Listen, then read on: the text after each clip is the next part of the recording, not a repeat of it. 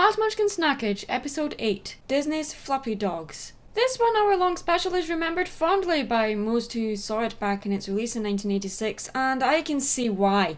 Sadly, it didn't go well enough to garner the full TV series this special was made to launch, and really, after watching this recently, it's actually a real shame. Fluppy Dogs is an hour-long animated special released by Disney in 1986 about intelligent dog-like creatures from another dimension. Using a magical key that opens doors to other dimensions, the Fluppies run around various dimensions sniffing out doors, trying to find the one that takes them home.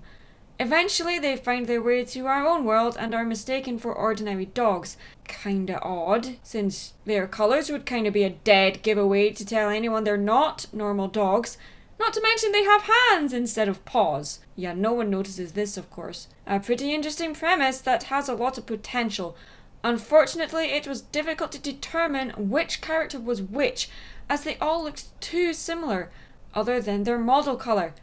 I feel it was trying to be what the Gummy Bears wasn't, our contemporary fantasy adventure series set in modern day with a bit more of a dramatic feel than comedy. This special is full of charm, and to a point, I was really enjoying it. That is, until the creatures turned out to be magical to the point where their magic was different in every dimension they travelled to, and they themselves couldn't explain how or why it worked. Ideally, for creatures this intelligent, contrary to their cute outward appearance, to be taken seriously, it needs to be shown that they have a secure knowledge and or understanding on how their magic works, so that the world has some rules to stick to.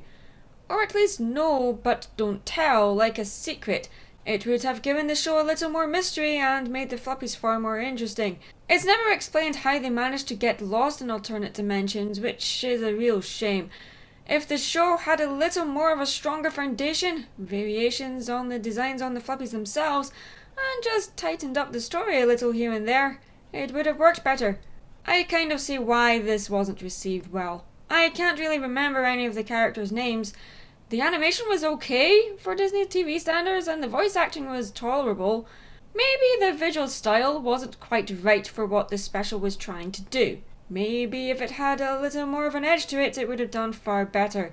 I only wonder what could have been. I'm Mad Munchkin. Stay creative.